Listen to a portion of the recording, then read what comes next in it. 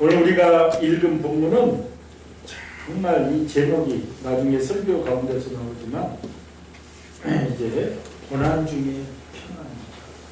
그러니까 우리가 정말 이렇게 우겨싸임을 당하고 너무 힘든 이 상황에서도 주님께 집중하면 우리에게 평안을 주십니다. 그게 하나님의 진리고 법칙입니다. 그래서 오늘 제목이 평안이 눕게 하시는 하나님.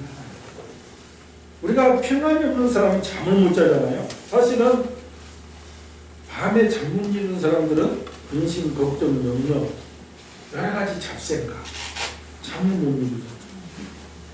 그런데 주님을 온전히 의지하면 근심, 걱정할 것이 없다. 이 세상의 주관자가 주님이시고 이 세상의 것은 다 헛것들, 사실은 허상에 불과하고. 그러니까 진짜 살면서 필요한 것이기도 하지만 딱 내가 초월하고 나면 또 아무것도 아니에요. 세상 것. 그래서 우리가 아는 것이 중요하죠. 그래서 오늘 평안이 되게 하신 하나님인데 우리가 살면서 내 인생의 주관자가 누구인가 알고 사는 것이 굉장히 중요합니다. 내 인생을 누가 주관하느냐? 내 스스로 주관하느냐? 아니면 누군가 나를 주관하느냐? 쉽게 말해서 나는 누구를 전적으로 의지하며 사는가 이 말이죠. 제가 늘 말씀드렸지만 정말 목회자의 삶은 주님만 바라보면 승리합니다. 저도 지금까지 개척하고 늘 느낀 것은 하나님께서 왜 어려움을 주셨느냐? 주님만 바라보라는 사이에요. 그래서 이렇게 불러냈는데 세상 바라보고 사람 의지하고 이것을 굉장히 싫어하시는 거예요. 주님만 바라보면 승리한다는 거예요. 사람 눈치 보지 말라는 것이죠. 이게 주의 종을 빌려서 말했지만 우리 믿는 성도들 모두 주님만 바라볼 때 승리합니다. 기독교인 모두 한 목소리로 나는 주님만 의지합니다 이렇게 외치지만 각 사람들의 의지 정도는 주님 보시기에 각자 다를 수밖에 없죠. 마치 양파 껍질을 까면 또 나오고 또 나오고 또 나오고 하는 것처럼 그 의지 정도가 틀리다 이 말이죠. 겉으로는 주님만 의지하고 사는 것 같지만 각자 마음속에 다른 것이 많이 크게 차지하고 있다 이 말이죠. 나보다 큰 사람, 권력을 가진 사람, 인기를 가진 사람, 명예를 가진 사람, 돈이 많은 사람, 자녀를 바라보는 부모도 있고 부모를 바라보는 자녀. 그러니까 그렇게 사는 사람들이 많이 있다는 거예요. 오래전에 높은 뜻 숭의교회 원로 목사님 김동호 목사님 이제 글을 읽어보면 그 분이 속해 있는 교단은 통합측 교단이죠. 통합측 교단. 그러니까 이분이 80년 5월 6일 날 목사 안수를 받아서 초등학교 1학년 때부터 다니던 청량리 중앙교회 부목사가 되었습니다. 그런데 그 다음에 임택진 목사님이라고 통합측에서는 굉장히 이렇게 존경하는 목사님이 이제 은퇴하시면서 자기가 영락교회 부목사로 가게 됩니다. 81년. 그러니까 영락교회 부목사가 되었을 때 그분의 나이가 32살이었어요. 32살. 그러니까 그 당시만 해도 영락교회 부목사는 다른 교회 담임 목사가 갈 정도로 가기가 굉장히 어려운 자리인데 이분이 32살에 영락교회 부목사가 되니까 굉장히 사람들이 부러워하는 거죠. 그때 이제 청량리 중앙교회 은퇴하는 임택진 목사님이 김동훈 목사는 내 아들과 같은 존재니까 당연히 부탁을 하는 거예요. 그 목사님과 그 장로 회장님한테 부탁을 해서 추천을 해주었다. 그 기막힌 추천으로 영락교회 부목사가 됐을 때 많은 사람들이 부러워. 야, 너 참 끈 좋다, 백 좋다. 어떻게 32살 나이에 영락교회 부목사가 돼? 그런데 이제 영락교회에서 2년 반 정도 시무를 하다가 끈이 얼마나 좋은지 성동교회 담임 목사로 가게 됩니다. 우리는 잘 모르는 분도 있지만 성동교회도 세문안교회와 마찬가지고 우리 장로교회 또 이 한국 개신교회 첫 번째, 두 번째 교회입니다. 그러니까 30대 중반에 성동교회도 담임 목사가 잘 나가고 그런데 그분이 이제 성동교회 담임 목사가 되고 나서 영락교회에 문제가 생겨서 담임 목사님이 물러나게 되고 임택진 목사님이 이제 임시로 가서 설교를 하십니다. 설교를 하다가 수요예배 설교를 하는데 갑자기 혈압이 올라서 강단에서 설교하다가 쓰러져 버렸어요. 그러니까 그 소식을 듣자마자 김동호 목사님 가슴이 철렁거리더라는 거죠. 쓰러지시다니. 그러면서 기도가 막 나오는데 하나님, 우리 목사님 돌아가시면 안 됩니다. 여기까지는 아무 문제가 없죠. 그 다음 기도가 문제였다는 거예요. 저 10년은 더 봐주셔야 되는데요. 그렇게 막 기도를 하다가 정신이 번뜩 들면서 내가 지금 무슨 기도를 하고 있지? 깨우치. 지금까지 자기가 정말 믿음이 좋다고 생각했는데 딱 그 순간을 상황을 닥치고 보니까 자기가 믿음이 하나도 없는 거예요. 임택진 목사님을 의지하고 있는 거예요. 우리 목사님 돌아가시면 안 됩니다는 좋은데 저 10년은 더 봐주셔야 되는데 벌써 쓰러지시면 어떡하냐. 그러니까 제가 하나님을 믿고, 그러니까 그분이 하나님을 믿고 의지하며 사는 사람이 아니라 사람을 믿고 의지하는 사람이라는 것을 본인 자신이 알고 깜짝 놀라서 그때 하나님께 너무 죄스럽고 부끄럽고 그래서 막 회개기도 하나님, 제가 잘못했다.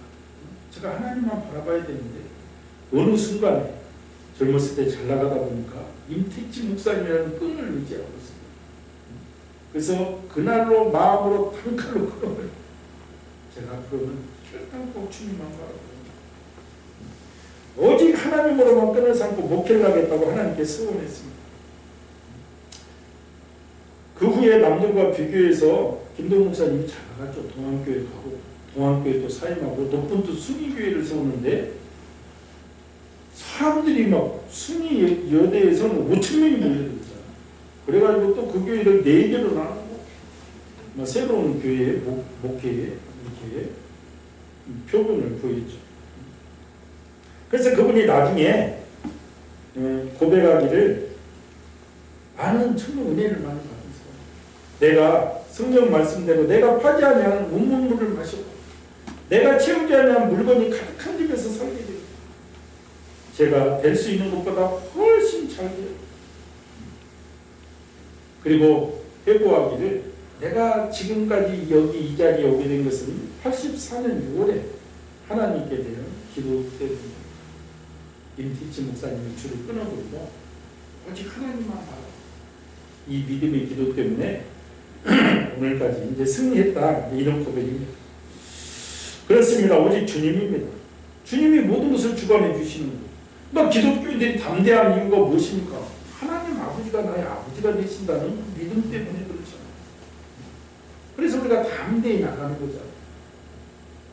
사람은 아무리 큰 소리 쳐도 당일로 호흡이 끊어지면 그냥 흙으로 돌아가는 거예요. 그 인생이 언제까지 살지도 모르고 사람을 의지하고 산다는 것이 얼마나 어리석은지. 날아다니는 참새도 주님의 허락 없이는 떨어지지 않는다고 성경은 말씀하고 있습니다. 하물며 우리는 주님의 자녀입니다. 오직 주님을 믿고 의지할 때 주님께서 오늘 제목처럼 평안한 잠을 우리에게 허락해 주실 것을 믿어야 될 줄 믿습니다. 오늘 본문은 다윗의 시입니다. 제목은 고난 중의 평안. 아무리 고난 중에서 어떻게 우리가 평안을 누릴 수 있는가? 오늘 다윗의 고백하는 것이죠. 지금 생활의 주변이 곤란한 환경인데 이 고난 속에서 주님을 의지하니 참 평안을 주님께서 주시더라고요. 왜냐하면 고난 중에도 보호하시는 하나님 우리를 보살피고 계시기 때문에 그렇습니다. 오늘 다윗은 참으로 큰 혼란이 닥쳐왔습니다. 보통 사람 같으면 죽을 수밖에 없는 상황입니다. 다윗은 어려서부터 강하게 자란 사람이잖아요. 들판에서 목동이라면서 사자와 맞서 싸우면서 거치는 환경을 돌파한 사람입니다. 이런 사람이 골리앗을 하나님의 은혜를 제거하고 난 이후에 정말 사울왕의 눈에 띄어서 왕의 사위가 됩니다.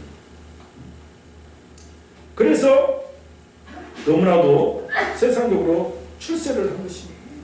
그러나 권력은 부자 사이에도 나누지 못한다는 말처럼 권력의 불안을 느낀 사울왕의 위협 앞에서 10년 동안 머리 둘 것이 없이 도망다니 죽을 고비를 숱하게 됩니다. 그때마다 주님을 의지함으로 주님께서 피할 길을 열어주셔서 이제 다윗이 왕의 자리에 오르게 됩니다. 하나님의 특별한 보살핌입니다. 참으로 평안하기 이를 데 없는 날들이 시작된 것입니다. 엄청난 환난 시에는 하나님을 의지하지 않는 날이 하루도 없었는데 이제 왕궁에 거하면서 평안이 돼 부하들이 전쟁터에서 싸우고 그러다 보니까 늘 평안해진 거예요. 잠시 나태에 빠진 것이죠. 다윗이 지붕 위를 걸으면서 휘파람을 불고 평안한 삶이 지속됨을 느끼면서 살고 있는데 이때 아름다운 여인이 목욕하는 장면을 보게 되는 거죠. 너무나도 눈부시게 아름다운 여인이 목욕을 하고 평안할 때 그 여인을 좀 데리고 오라. 그리고 그 여인과 뜨겁게 사랑을 했습니다. 그렇게 뜨겁게 사랑만 했으면 되는데 사랑의 결과 아이가 생긴 거죠. 그러니까 이 일을 어떻게 이제 처리를 해야 되죠. 여자가 아이가 생겼다는 거예요. 그래서 이제 누구의 부인인가 알아보니까 자신의 충실한 부하 우리야 장군의 아니었습니다. 이 아이를 처리하려고 다윗은 부단하게 노력합니다. 우리야 장군에게 휴가를 줘서 집에 가서 며칠 쉬어라. 요즘 같으면 구미 사건도 DNA 검사가 나오지만 옛날에는 그런 게 없으니까. 그런데 우리야 장군이 안 가잖아요. 집에. 어떻게 내 부하들이 들판에서 싸우고 있는데 내가 이불 속에 들어갈 수도 있고. 너무 충격이에요. 그래서 한번 또 술 먹여서 술 기운에 좀 채우려고 했는데도 안 들어가. 버텨. 그래서 다윗이 온갖 노력을 해도 우리야 장군이 부인 옆을 안 가니까 문턱에서 대문간에서 자는 거예요. 대문간에서 할 수 없이 총사령관 요압 장군에게 지시를 내리잖아요. 가장 위험한 곳에 전투를 하다가 우리야 장군만 내놓고 다 후퇴해. 그래서 병력을 뒤로 빼서 혼자 죽게 하라. 이에 충실하고 용맹한 우리야 장군이 전쟁터에서 그렇게 죽습니다. 그러니까 하나님 보시기에 이 모습이 심각한 모습. 그래서 하나님은 나단 선지자를 보내서 책망을 하십니다. 그러니까 나단 선지자의 책망을 받고 다윗이 평안의 눈물을 흘립니다. 잘못했다. 그래서 죄사함을 받습니다. 그런데 죄의 열매가 있어요. 죄의 열매. 그래서 크게 세 가지의 보응이 따르겠다. 이렇게 나단 선지자가 얘기를 해줍니다. 너의 죄는 사함을 받았지만 죄의 열매가 있는데 첫 번째는 그 아이가 죽는다는 표현이었어요. 그리고 그 아이가 죽었습니다. 또 네 아내들이 백주에 똑같이 강간을 당한 거예요. 그리고 마지막이 너희 집에서 칼이 떠나지 않게. 그렇게 세 가지 예언을 했습니다. 후에 그대로 다 성취가 됩니다. 오늘 본문에 나오는 이 환난, 나단 선지자의 예언 중 칼이 집에서 떠나지 않는다. 이 예언이 진행되고 있는 사건입니다. 얼마나 큰 사건입니까? 다윗이 왕인데 지금 왕의 자리를 노린 쿠데타가 일어납니다. 그것도 군대 장관이나 다윗이 숙적이 아니라 다윗이 그렇게 예뻐하고 사랑했던 자신의 아들이 반란을 일으킵니다. 아버지를 잡아 죽이겠다는 거예요. 다윗의 아들, 세 번째 아들 압살롬이 반역을 일으킨 사건입니다. 이것을 당하고 있는 다윗은 얼마나 고통스럽겠습니까? 반역이라는 자체가 큰 일이고 큰 고난입니다. 그런데 자신의 아들이 반역을 일으키니 심적 고통은 어떤 말로도 표현할 수가 없는 것이죠. 이 큰 위기 앞에서 다윗은 오직 주님만 의지한다. 오직 주님만 바라보면서 문제 해결을 위해서 기도할 때 주님께서 고통의 마음이 너그럽게 변화되는 역사를 주시겠다. 문제는 우리를 억압하고 사방에서 우겨싸임을 당하는 문제가 아니라 이것을 보면 늘 주님을 의지하는 신앙이 얼마나 중요한지 우리가 알 수가 있습니다. 이유는 우리를 주관하고 우리를 인도하시는 분이 하나님이시기 때문에 그렇습니다. 우리 주님이 나의 생명까지도 주관을 하시기에 그렇다는 것. 오늘 다윗처럼 실생활에서 우리 성도들도 크게 곤란을 당하는 분들이 많습니다. 물질 때문에 곤란한 일을 당하는 사람, 사람과의 관계에서 곤란한 일을 당하는 사람, 명예 때문에 곤란한 일을 당하는 사람들이 많이 있습니다. 특별히 다윗처럼 자신이 낳은 자녀에게 곤란한 일을 당한 부모들도 세상에 너무나도 많습니다. 지금 자녀에게 받고 사는 부모들도 세상 안 된다고 이제 물에서는 주세요 주세요 하지만 부모가 늙어가면 협박을 하잖아. 빨리 내놔. 그래서 이제 또 주니까 버려버리고 연락 끊어버린 사례도 있고. 이런 사례는 주변에 부지기수로 많이 있어. 우리는 늘 명심해야 됩니다. 우리가 의지할 대상이 사람이나 물질이 아니라 오직 주님을 의지할 때 주님께서 때를 따라 은혜를 주시는 것임을 분명히 알아야 되는 것입니다. 우리가 큰 고통을 당할 때 오직 주님을 의지함으로 승리를 해야 됩니다. 그럴 때 반드시 하나님께서 승리의 깃발을 우리에게 허락하십니다. 그래서 오늘 또 고통당하고 있는 성도들은 늘 우리를 보호하시는 주님을 바라보시기 바랍니다.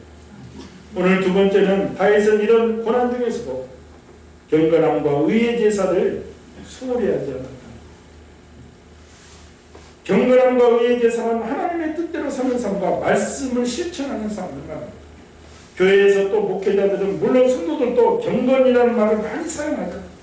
경건한 신앙생활. 이것은 사전에서 일반 생활로는 공경하며 삼가고 엄숙한 생활을 의미합니다.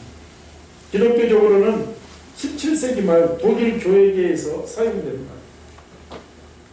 교리나 형식에 치우치는 데 반대하고 말씀을 중심으로 하는 체험과 실천을 중시하는 삶이 경건한 생활의 기초가 된다. 이게 적용됩니다. 이게 말씀대로 실천하는 삶이 경건한 삶이다 이 말입니다. 그러니까 좀 더 짧고 쉽게 얘기하자면 성경 말씀을 실천하면서 은혜를 체험하는 삶. 성경을 아무리 많이 읽어도 그 말씀대로 실천하지 않는다면 한 번도 안 읽은 사람과 똑같은 거죠. 이 사람은 어디에 필요해요? 교회 성경 퀴즈대회에서는 필요해요. 그래서 아무리 성경 많이 읽으면 뭐하냐? 그 말씀대로 경건의 생활이나 말씀을 실천해야 되는 실천을 하자는 것이죠. 그러니까 의의 제사를 드린다 하면 올바른 제사를 드린다는 뜻이고 제사는 예배를 얘기합니다. 다윗은 언제 어디서든지 하나님 앞에서 바른 예배를 드리는 것을 최우선으로 했는데 그것은 그가 압살롬의 난을 피해서 도망치던 생활하고 있을 적에도 변함이 없었다. 그때 예루살렘을 점령한 반역자들은 성소와 법궤가 자기네 수중으로 들어왔다고 자기네들이 승리했다고 했는데 다윗은 어떤 장소 어디에 어떤 환란 가운데서도 하나님께 예배하는 것을 소홀히 하지 않았다. 어려운 일을 당할수록 더욱 주님을 의지했다는 것입니다. 우리가 믿음을 어떻게 봅니까? 어려운 일을 당해서 믿음이 없는 사람들은 예배부터 끊어버립니다. 믿음이 있는 사람들은 예배로부터 행복이 됩니다. 그것은 분명한 사실. 그것은 믿음이 있고 없고의 문제입니다. 바른 예배를 하나님께 올리지 못할 장소나 상황이라는 것은 결코 있을 수 없다는 것을 알고 있습니다.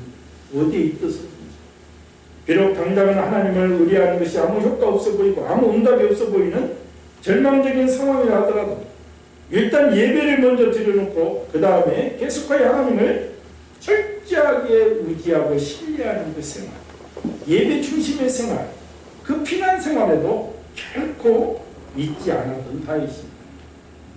우리가 명심해야 되는 언제 어디 가도 내가 예배에 목숨을 걸어요. 제가 언제나 얘기했던 차미영 집사님 예배에 목숨을 걸어요. 그래서 며칠 전에도 수요예배에 왔을 때 하나님께서 우리 차미영 집사님 안 보냈으면 지금 수요예배, 금요예배 다 홀로서 지키는 아침에 기도부터 시작했어. 수요예배, 금요예배 말없이. 그러니까 어떨 때는 제가 보기에도 감동이 되는 거예요. 그러니까 정말 목회적으로 가장 어려울 때 저희 교회에 보니까 제가 그때 목회를 포기하려고 다 내려놓으려고 할 시점에 차미영 집사가 왔어. 그래가지고 이렇게 하는데 아이들도 지금까지 헌금 생활을 보면 제가 감동입니다. 그러니까 그런다는 것은 뭐예요? 하나님께서 연락을 하시죠. 그래서 우리가 바른 예배에서 바른 헌금 생활이 정말 귀합니다. 이게 반드시 하나님께서 때가 되면 메시지를 보여줍니다. 그러니까 우리가 예배에 최선을 다할 때 주님께서는 반드시 우리를 승리케 하십니다. 다윗의 삶을 돌아보면 오직 하나님의 뜻대로 실천하는데 최선을 다했습니다. 전쟁을 할 때도 하나님의 뜻을 물었고 적들을 공격할 때도 하나님의 허락을 받고 공격을 했고 다윗은 자신의 승진의 승전지기를 소망했습니다. 그래서 많은 돈을 모으고 물자를 모으고 건축할 사람을 모아서 하나님께 기도를 했잖아요. 근데 하나님께서 허락하지 않았습니다. 너 손에 너무 많은 피를 묻혔기 때문에 너는 승전짓기에 합당하지 않다. 내게서 난 아들이 승전을 지을 것이다. 아니 그 말을 들으면 보통 사람은 삐뚤어 상해서 열심을 안 낼 수도 있잖아요. 다윗은 더 열심을 더 많이 모으고 더 준비해서 아들 솔로몬이 승전을 지는데 부족함이 없도록 예비를 합니다. 우리가 주님과의 충성스러운 관계에 있어야 늘 주님에게 담대하게 바랄 수가 있는 것. 그 결과 응답받을 수 있는 것입니다. 어떤 고난이 와도 후퇴할 수 없는 것은 예배 생활임을 알아야 돼요. 우리의 충성은 예배로 나타나면 우리가 알아야 됩니다. 내가 주님께 인정받는 것은 무엇이냐? 예배 생활이야. 예배 생활. 내가 여기 왔사오니 내가 오늘 또 오직 주님만 의지하고 주님 나를 받아주시고 나의 아버지시오. 나의 사정을 아시죠. 그러면 다윗처럼 이런 우겨싸임을 당하고 평안을 주시고 회복의 열매가 임할 줄 믿습니다. 오직 주님을 외치는 성도 되시기를 예수님의 이름으로 축원드립니다. 오늘 마지막으로는 오직 주님을 의지할 때 내 마음에 기쁨을 주시는 하나님. 주님만 의지하면 마음의 심령의 기쁨이 넘치게 역사해 주신다. 너희는 그 은혜에 의하여 믿음으로 말미암아 구원을 받았으니 이것은 너희에게서 난 것이 아니라 하나님의 섭리. 구원 섭리에 대한 놀라운 말씀이 에베소서 2장 8절이잖아요. 구원은 우리에게서 난 것이 아니라 하나님께서 우리를 사랑하시는 그 큰 사랑의 섭리입니다. 오늘 이 자리에 앉아있는 것은 사실 우리가 제정신으로 교육하기가 힘들어요. 하나님의 큰 은혜야 이게. 누구를 통해서 온 것 같아도 하나님께서 은혜를 주셨기 때문에 교회 문턱을 넘을 수 있는 것입니다. 오늘도 우리가 찬양하고 이 자리에 있는 것은 주님의 큰 은총을 받는 것입니다. 엄청난 은총을 받는 것입니다. 이것이 큰 선물이라는 거예요. 큰 선물. 죄와 허물 가득한 우리를 사랑받을 자격이 없었을 때 하나님은 우리를 값없는 사랑으로 십자가 오열의 핏값으로 우리를 사랑해 주십니다. 그러니까 이거 하나만 생각해도 우리는 평생 행복감에 젖어 살 수가 있다는 거예요. 우리가 기분이 좋은 사람, 기쁜 소식이 있는 사람은 실실 웃으면서 살자. 우리가 주님 한 분을 생각하면 어쩌다가 내가 천국 백성이고 어쩌다가 주님의 자녀가 되는 거지. 주님께서 나를 얼마나 큰 인물로 쓰실 것인지 우리가 소망하며 기뻐할 수가 있는 거예요. 특별히 이 젊은 우리 청년들은 더욱더 주님께 믿음에 고백을 하면서 내가 여기 있사오니 나를 써달라고 우리가 고백할 때 주님의 역사가 임할 줄 믿습니다. 큰 일을 당할 때 낙심한 사람들이 있습니다. 6절을 보면 다윗은 낙심한 사람들의 말을 인용하고 있습니다. 우리에게 선을 보일 자 누구냐? 지금 다윗은 신발을 신지도 못하고 도망가고 있습니다. 주변 사람들은 막 조소와 조롱을 합니다. 따르는 사람도 절망감에 사로잡혀 있습니다. 지금 환경은 이들의 상황을 대변해 줍니다. 그런데 이들의 단점은 인생에게 좋은 것으로 채워주시는 하나님을 바라보지 못하고 환경을 바라본다. 탄식하고 믿음이 없는 사람들이 것입니다. 그래서 우리가 각자가 늘 생각을 해봐야 되는 거예요. 앞에 보이지 않는 깜깜한 절망 중에도 나는 진정 하나님만을 의지하는 신앙인인지 우리가 돌아봐야 돼요. 이것이 다윗의 신앙생활, 우리의 차이점을 보는 것입니다. 다윗은 이러한 상황에 처했지만 낙심하지 않았습니다. 여호와의 주의 얼굴을 들어 우리에게 비치소서. 다윗은 마음속에 일어나는 행위를 극복하고 오직 하나님을 바라봅니다. 그는 눈에 보이는 대적들의 공격을 피해야 하는 동시에 마음속에 일어나는 의심들의 생각을 극복해야 했습니다. 우리도 어려운 환경이 닥치면 내가 교회 가서 뭐하나 이게 시간만 낭비하고 마음속에 회의가 되죠. 이것을 극복해야 되죠. 이 극복하기보다는 뭐예요? 예배생활에 수고라는 거죠. 그가 이 의심의 생각을 물리칠 수 있었던 근거는 바로 하나님의 말씀이었습니다. 본구절은 제사장이 이스라엘 백성들에게 축복할 때 하는 말과 유사한 민수기 6장의 말씀과 비슷합니다. 여호와의 주의 얼굴을 들어 우리에게 비추소서. 주님이 우리를 쳐다보시면 흑암의 세력이 떠나간다는 것입니다. 주님이 나를 바라보시면 내가 일어설 수가 있다는 거예요. 그래야 다윗은 주의 얼굴빛이 자기 무리에게 비치기만 해도 좋은 것이 풍성하게 임할 것을 확신하였던 것입니다. 이제 다윗은 확신의 선언을 합니다. 그래서 오늘 7절 주께서 내 마음에 두신 기쁨은 저희의 곡식과 새 포도주의 풍성할 것보다 더하니 다른 사람들은 느끼지 못한 기쁨이 다윗 마음속에 있었다는 것. 다윗이 누리는 기쁨은 곡식과 새 포도주의 풍성할 때보다 큰 기쁨이었습니다. 아까 제가 구원 얘기했듯이 천국 백성 삼아주시 이 하나만 생각해도 오늘 내가 이 통통한 순복음교회 성전에 나와 있는 이 예배드리는 이 하나만 생각해도 우리는 웃을 수가 있다는 것. 이것이 내 마음에 주신 큰 기쁨이라는 것입니다. 그러니까 오늘날로 말하면 주님을 믿는 믿음 이거 하나만 생각해도 다른 무엇도 필요가 없다는 거예요. 바로 하박국 선지자의 고백입니다.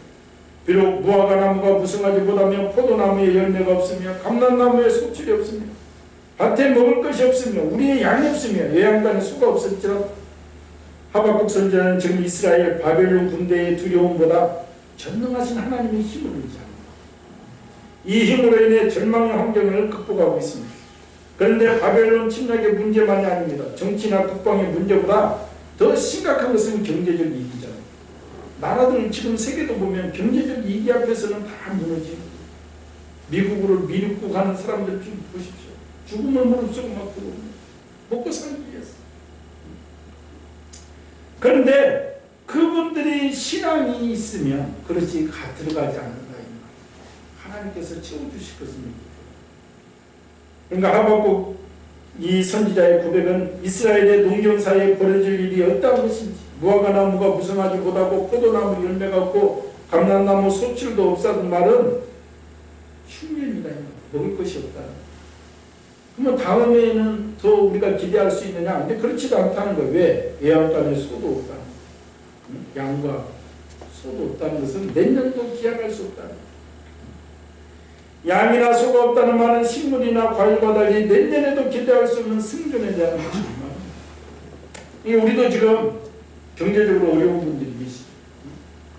경제적으로 힘든 분들. 이럴 때도 내가 주님 한 분으로 만족합니다. 이 믿음의 고백이 있으면 주님께서 채워주신다는 믿음이 있어야 됩니다. 그리고 반드시 하나님은 그렇게 역사하십니다. 무에서 유를 창조하시고 바라보면 법칙대로 하나님은 역사해 주십니다. 예수님을 그래서 사단이 시험할 때도 돌로 떡덩이가 되게 하라. 우리는 하나님의 말씀으로 사는 것입니다.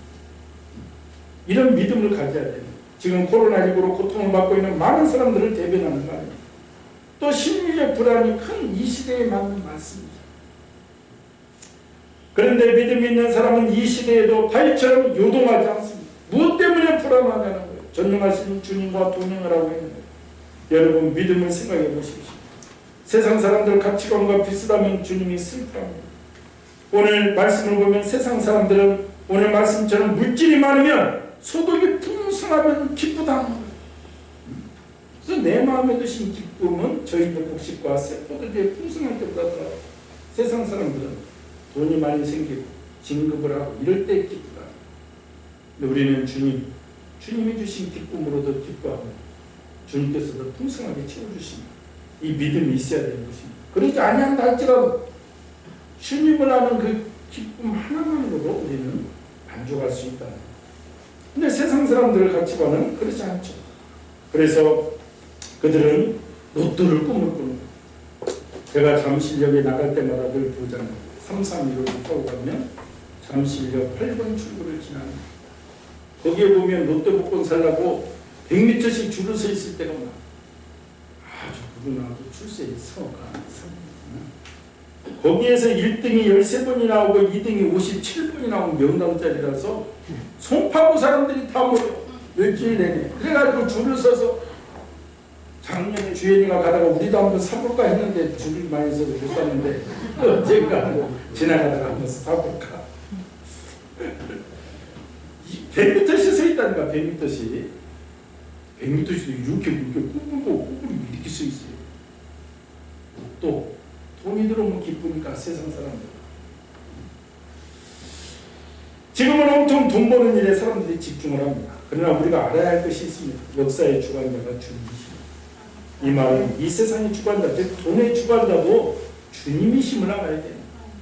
우리가 주님 안에서 참된 뜻을 가지고 소망할 때 물질도 주시는 하나님이심을 확고하게 믿을 때 주님의 역사가 시작되는 것입니다. 오늘 8절에 내가 평안히 눕고 자기도 하리니 나를 안전하게 거하시는 이는 오직 여호와이시니 이 말을 깊이 묵상해야 됩니다. 우리가 잠을 설치면 몸이 피곤합니다. 일을 해도 능률이 오르지 않습니다. 이 말씀은 편안한 잠도 주님이 주신다. 그리고 주님을 의지할 때 편안한 잠을 잘 수가 있다는 것입니다. 성경에도 여호와께서 사랑하는 자에게 잠을 주신다고 말씀하셨습니다. 어떻게 평안히 누워 잠들 수 있습니까? 나를 안전하게 거하게 하시는 하나님이 계시기 때문에 그렇습니다. 나를 지켜주시고 인도하시는 하나님이 계시기 때문에. 우리 주변에 지금 어떤 곤란한 일이 있습니까? 빚이 많아서 빚쟁이에게 지금 독촉을 당하고 있는 분도 계실 수 있고, 하고 있는 일이 되지 않아서 고민에 쌓이는 분도 있고, 건강 때문에 혼란을 겪고 있는 분도 있고, 특별히 박경문 집사님 건강 때문에 마음은 원이라도 교회 나오기 못하고 있는 그 마음 우리가 느껴집니다. 우리가 할 일은 기도하는 일이고 주님께서 은혜를 내려주실 때 연약한 육체에서 해방이 되실 것임을 우리가 믿고 기도해 주시기 바랍니다. 힘들고 어려울 때 의의 하나님, 곤란 중에 너그럽게 하시는 하나님, 긍휼히 여기시는 하나님께 부르짖어 기도하시기 바랍니다. 하나님은 지금도 이 시간에도 경건한 자를 찾고 계십니다. 지금도 자기의 얼굴빛을 비추어 주어서 우리로 하여금 기쁨을 누리게 하시며 평안히 누리고 자기도 하시는 하나님이심을 우리가 믿어야 되는 것입니다. 하나님이 주신 기쁨으로 살아가며 어떤 위기 상황에서도 오직 주님만 의지함으로 안전하게 거하시는 우리 성도님들 되시기를 예수님의 이름으로 축원드립니다. 오늘 말씀을 요약하면 어떤 어려운 순간에도 예배를 포기하지 말아야 하시고, 어떤 힘든 상황에서 예배에 최선을 다하면 주님께서 모든 것을 들어주십니다. 오늘 다윗의 고백입니다. 다윗은 지금 아들에게 쫓기고 있고 신발도 신지 못하고 막 울면서 도망가고 있는 그 와중에서도 주님께 예배하는 일을 소홀히 하지 않는다. 그럴 때 다윗이 왕위가 회복되죠. 모든 것이 회복됩니다. 우리에게도 이런 은혜를 주시고 우리 교회도 정말 가면서 힘들고 어려운 일이 있지만 오직 주님 예배하는 일에 최선을 다할 때 회복하여 주시고 우리 성도님들 승리의 환경에서도 동일한 은혜가 나타날 줄 믿습니다. 주의 삼창을 기도합니다. 주여 주여 주여.